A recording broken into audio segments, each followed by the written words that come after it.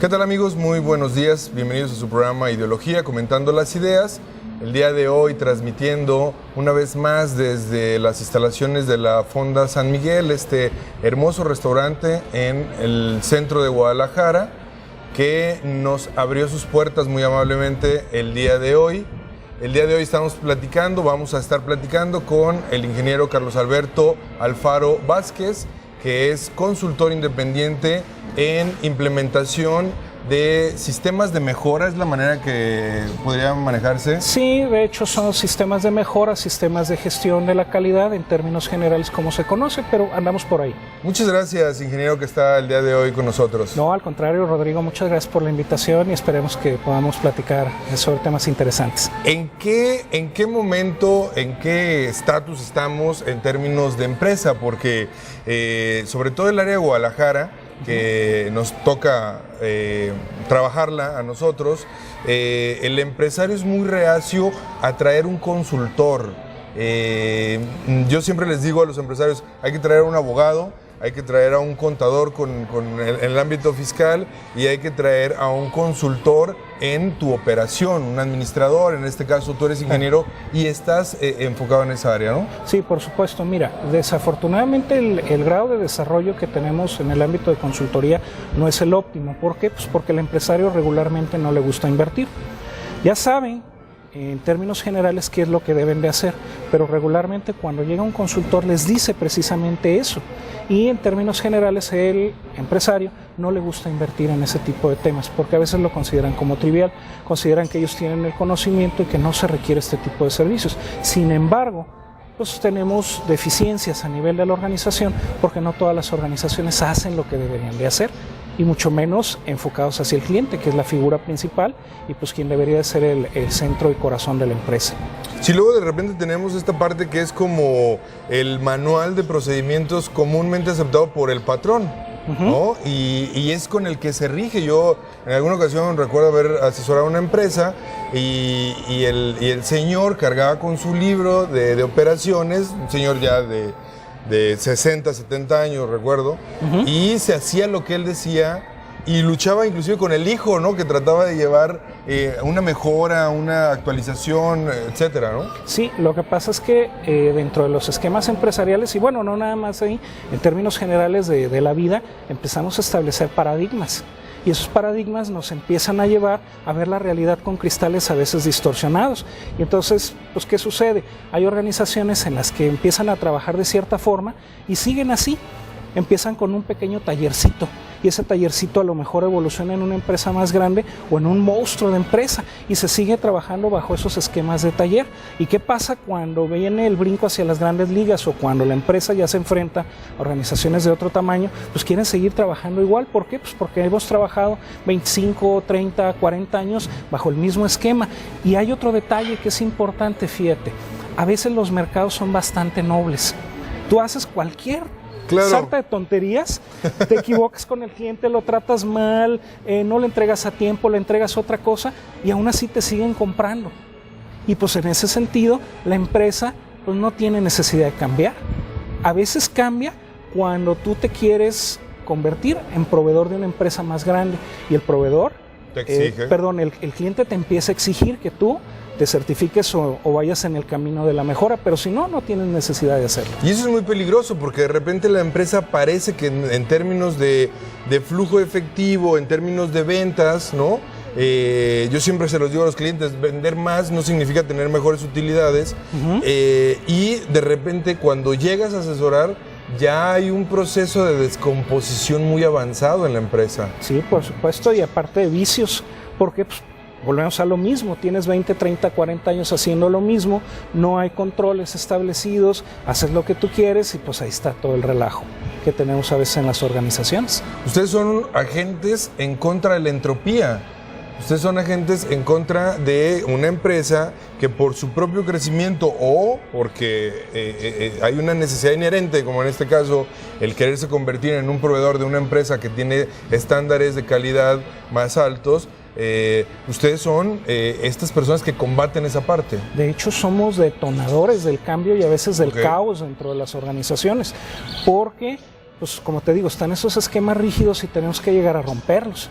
Y en ese sentido, pues a veces lastimamos a muchas personas o a veces las personas se sienten lastimadas. ¿Cómo en qué? Pues a veces sienten que empiezan a perder poder o control sobre determinados procesos. O lo mismo, pues tenemos siempre haciendo lo mismo, pues me cuesta mucho trabajo acostumbrarme al cambio o a ese proceso en el que tengo que hacer las cosas de una manera diferente. Hay una resistencia al cambio natural en los seres humanos y ustedes pues lo explosionan. Sí, explosionamos eso y adicionalmente pues nos toca lidiar con muchos problemas dentro de la organización que pues, a veces llevan a esa resistencia natural al cambio, ¿no? Oye, pues no me gustan las cosas que tú estás proponiendo, pues a mí no me gusta, por ejemplo, el trabajo en equipo, que por cierto, como mexicanos y muy en particular aquí en Guadalajara, y a lo mejor es un efecto generalizado en México, nos cuesta trabajo acoplarnos a otras personas y a otras formas y puntos de vista, porque a veces no consideramos elementos que son importantes para el beneficio de los demás.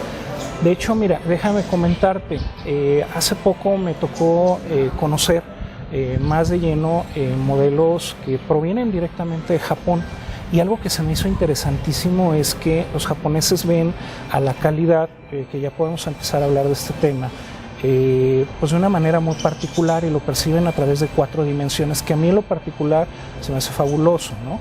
Empiezan los japoneses a trabajar sobre todo con los niños muy pequeñitos, sobre todo enfocándose al futuro, no porque no lo hagamos aquí, lo que pasa es que aquí en México lo hacemos de una manera diferente, pero estos cuates empiezan a trabajar directamente con la persona para trabajar con la primera dimensión que ellos denominan como el bien ser. Y empiezan a trabajar a través de la imposición de valores y obviamente para que lo vivan, porque pues acuérdate, los valores no se pueden transmitir si no es a través del ejemplo. Así es. Empiezan a trabajar en esa primera dimensión que ellos denominan el bien ser, para después trascenderlo a una segunda dimensión que ellos le denominan el bien hacer.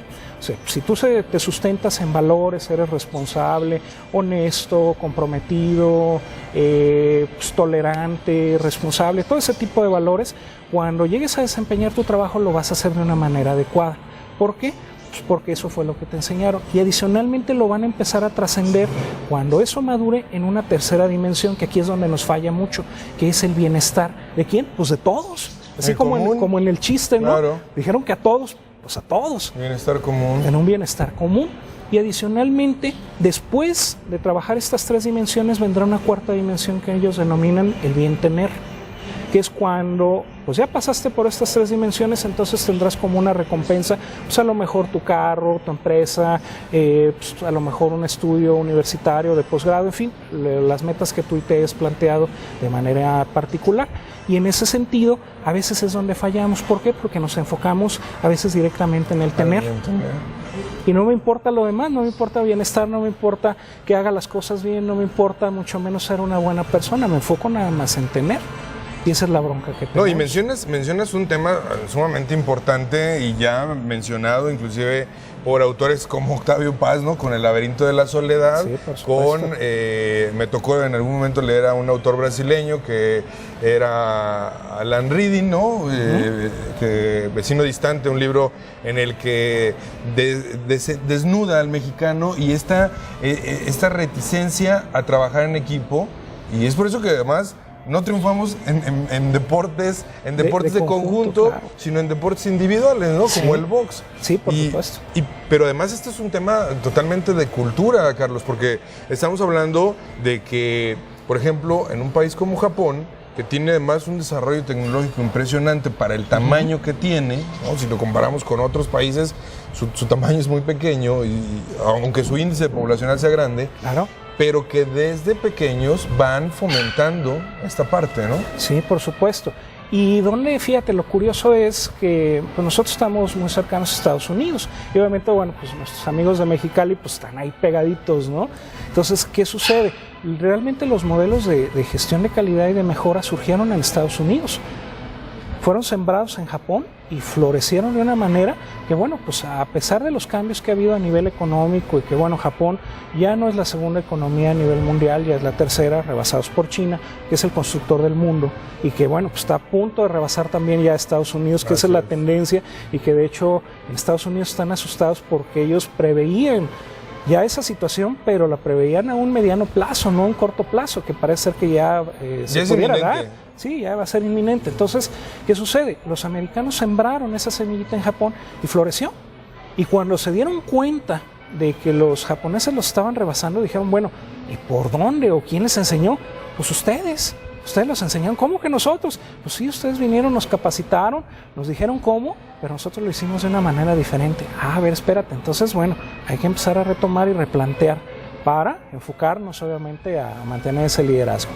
Sí, hay definitivamente muchísimo que aprenderles a las culturas asiáticas en ese sentido, en el sentido empresarial, en el sentido de organización, ¿no? Temas que vamos a estar mencionando más adelante, Kaizen, 5S, etcétera, pero que no es únicamente mencionarlos, porque también aquí hay una situación que me he encontrado con las empresas, que realmente se convenzan de que es un estilo de vida, porque implementar un programa de calidad, implementar un programa de orden dentro de una empresa, pues nos vamos a basar a lo mejor en los manuales, nos vamos a basar ya no en los manuales ochenteros IBM que eran de ese tamaño, pero no solamente eso, sino que es también transmitirle al empleado, del empleador al empleado, que debe de convertirse en un estilo de vida y llevarlo más allá, ¿no? Sí, y ¿sabes dónde tenemos una de las fallas medulares? Que regularmente la cabeza, los líderes de la organización no lo viven. Y entonces, por ejemplo, cuando queremos implementar un programa como 5S, que regularmente dentro del ámbito de los sistemas de gestión son regularmente los más triviales y son los que más beneficios aportan de manera inicial porque la gente lo vive y lo siente. Y a veces, ¿qué sucede con respecto a los altos directores o dueños de las empresas? Son los primeros que rompen las reglas. Entonces, pues imagínate qué credibilidad le damos a los empleados, a las personas que están en la empresa, si el jefe es el primero que rompe las reglas. Pero tú lo mencionabas, ¿no? La palabra convence, pero el ejemplo arrastra. Claro. Y entonces, si no lo estamos viviendo, si no lo estamos llevando a cabo, nuestros amigos empresarios no vamos a poder transmitirlo y no lo vamos a poder vivir. Amigos, estamos en Ideología, estamos en una plática muy interesante el día de hoy, desde las instalaciones de la Fonda de San Miguel en la ciudad de Guadalajara, en el centro de la ciudad de Guadalajara. Regresamos después de un corte comercial, no le cambien, estamos en Ideología.